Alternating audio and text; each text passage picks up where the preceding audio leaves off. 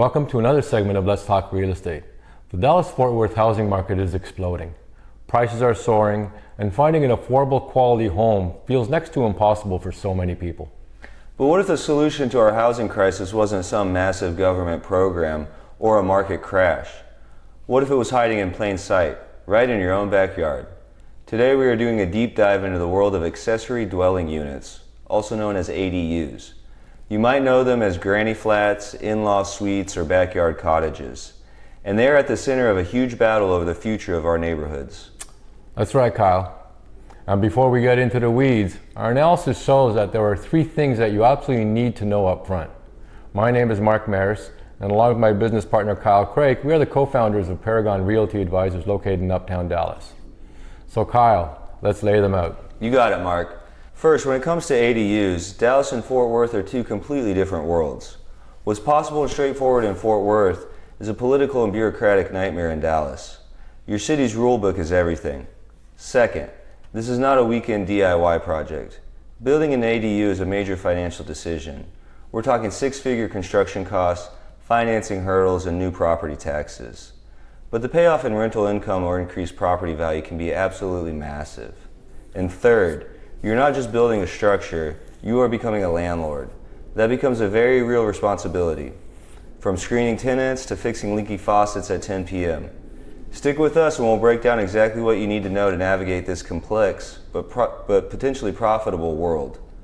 It's funny, people talk about ADUs like they're some radical new idea, but in reality they are a deep-rooted American tradition. Picture the historic neighborhoods in East Dallas or near TCU. For centuries, it was totally normal to have a second small home on your property. Think of the classic carriage house above a garage, originally for staff, or a small back house for extended family. It was just how we built communities. Then the suburbs happened. After World War II, a new type of zoning swept the country with one rigid rule: one house per lot. ADUs were basically banned overnight to protect this new suburban ideal. So why are they back? It's a perfect storm. We have a massive housing crisis, an aging population that needs to age in place near family, and the desire for more sustainable cities that don't just sprawl outwards forever. ADUs help to solve all of these problems. But as we're about to see, not every city is rolling out the welcome mat. Mark, let's break down that tale of two cities. Thanks, Kyle. That is a perfect setup. Because the difference for homeowners is truly night and day.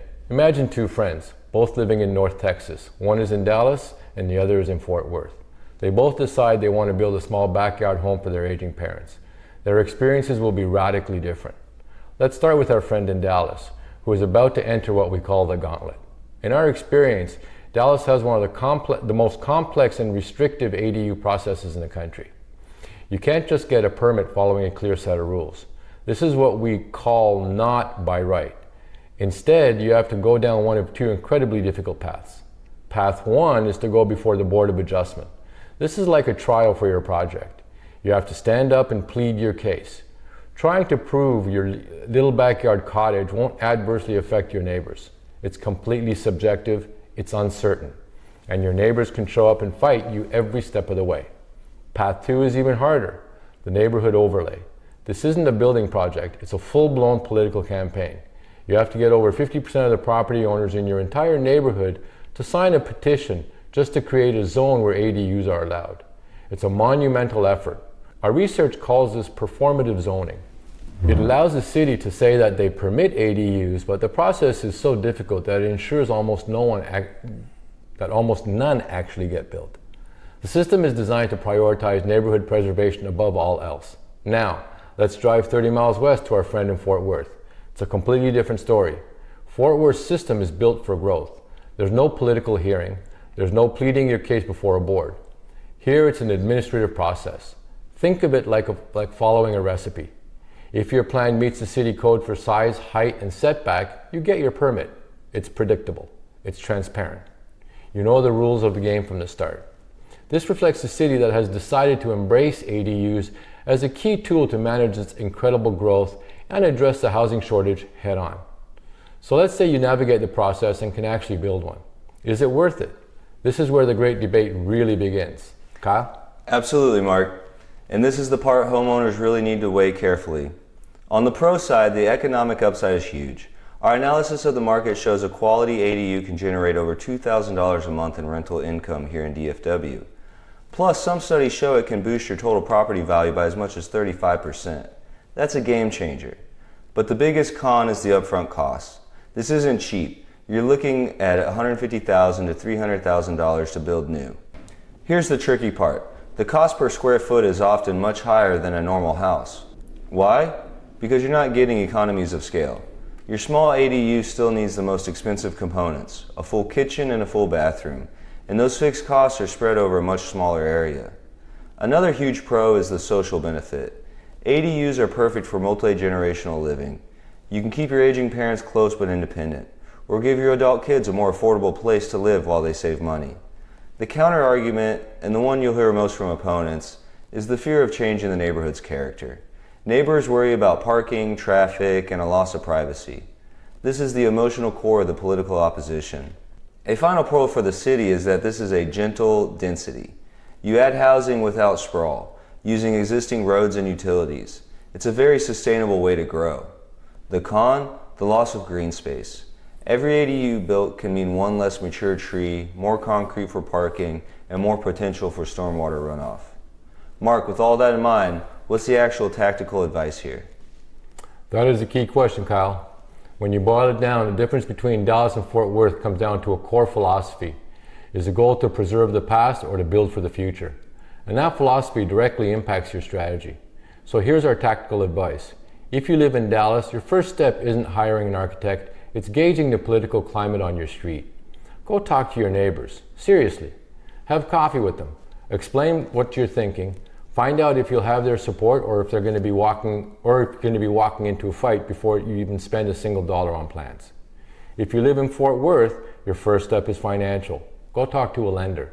Get pre-approved for a construction loan or a home equity line of credit. In Fort Worth, your battle is far more likely to be with the budget, not the bureaucracy. Now, the number one mistake we see people make, regardless of the city, is underestimating the complexity of the total cost. Don't just budget for the sticks and bricks. You have to factor in architectural fees, city permits, new utility hookups, landscaping, and the inevitable increase in your annual property taxes. You have to be emotionally prepared to become a landlord. That means dealing with leases, tenants, and maintenance. This is a huge responsibility that many people overlook. In fact, the legal side of being a landlord is so important and so full of potential pitfalls that it really deserves its own video. If you'd like a deep dive on how to screen tenants and structure a rock-solid Texas lease agreement, let us know in your comments. We're always looking for ideas for the next segment. Kyle, let's wrap this up by looking at what's coming down the pipe. Thanks, Mark. And the future is really where this gets interesting. Looking ahead, the pressure to solve our housing crisis is not going away, and the logic behind ADUs is getting harder to ignore. In Dallas, there's a glimmer of hope.